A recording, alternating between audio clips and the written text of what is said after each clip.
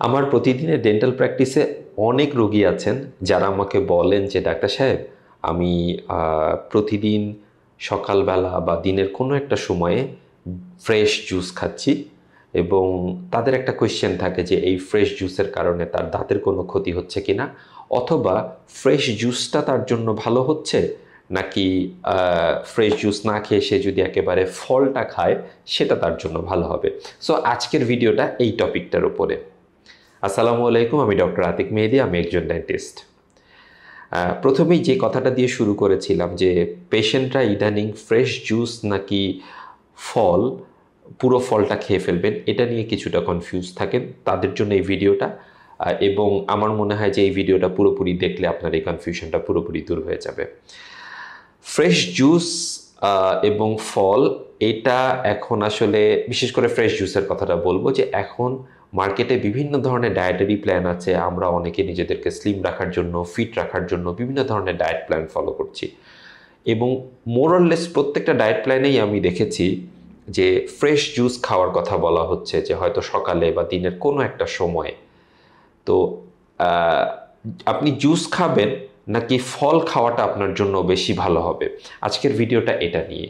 আপনি যখন fresh juice খান তখন সাধারণত আপনারা যে কাজটা করেন যে ফলটাকে একেবারে ব্লেন্ড করে ফেলেন অথবা জুসারে দিয়ে ফলের যে লিকুইড পার্টটা, জুসটাকে এক্সট্রাক্ট করে নেন।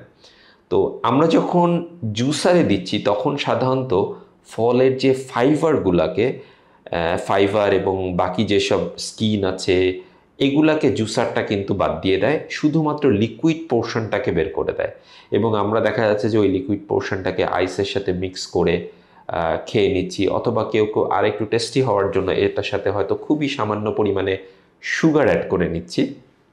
কিন্তু রেজাল্ট যেটা হচ্ছে যে এই যে ফল থেকে যে আমরা ফাইবারটা বাদ দিলাম, ডায়েটারি ফাইবার বা এটার স্কিনের মধ্যে কিছু নিউট্রিয়েন্টস আছে, কিছু ভিটামিনস আছে, কিছু মিনারেলস আছে, যেটাকে আমরা বাদ দিয়ে দিলাম, আমরা শুধুমাত্র জুসটাকে এক্সট্র্যাক্ট করে নিলাম।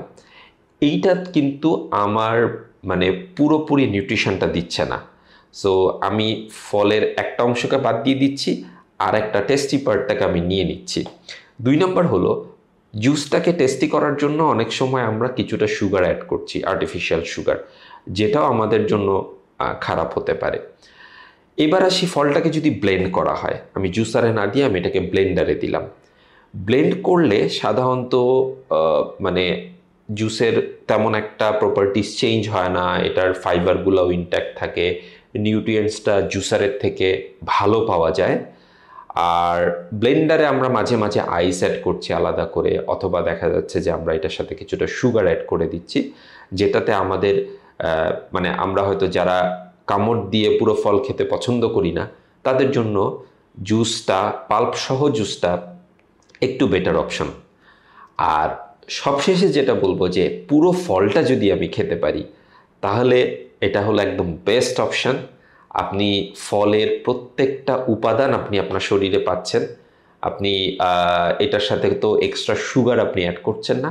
আর তাছাড়া এই যে মুখের ভেতরে ফলটাকে নিয়ে চাবানোর ফলে আপনার ডাইজেশনটা অনেক ভালো হবে, পাশাপাশি আপনার যে চোয়ালের যে গঠন, আপনি একটা ফলকে চাবাচ্ছেন দীর্ঘ সময় দাঁতের মাঝখানে নিয়ে সেটাকে পিষে আপনার মানে গাট, যেটা আপনার পরিপাকতন্ত্রের জন্য এটাকে ফেভারেবল করে আপনি পাঠাচ্ছেন, এইটাতে কিন্তু আপনার চোয়ালের গঠন ভালো হবে, আপনার দাঁত ভালো থাকবে, ডাইজেশনটা ভালো হবে। এবং একটা হয় না যে একটা খাবারের একদম 100% বেনিফিটটা নেওয়া, এই ফলটা আপনি যখন চাবিয়ে খাবেন তখন ওই খাবারটার, ওই ফলটার 100% বেনিফিটটা কিন্তু আপনি নিতে পারবেন। সো আমার কাছে মনে হয়েছে যে যদি মানে একান্তই আপনাকে জুস খেতে হয় তাহলে পাল্প সহ জুস খাওয়াটা ভালো, যেটা আপনি জুসারে না দিয়ে আপনি ব্লেন্ডারে দিতে পারেন।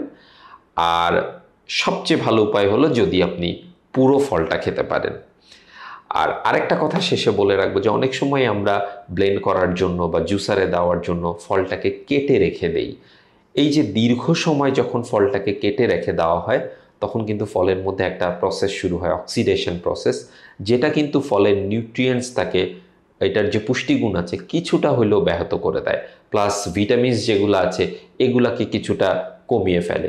সো আমরা চেষ্টা করব যে ফলটাকে ফ্রিজারে না রেখে, কেটে না রেখে, খুব মানে যখনই আমাদের খেতে মন চাবে পুরোপুরি ফলটা খেয়ে ফেলা, অথবা এটাকে জুস করে সাথে সাথেই খেয়ে ফেলা। সো আশা করি ভিডিওটা আপনাদের এই যে জুস না পুরো ফল এইটা নিয়ে কনফিউশনটা দূর করবে। সবাই ভালো থাকবেন, সুস্থ থাকবেন। আল্লাহ হাফিজ।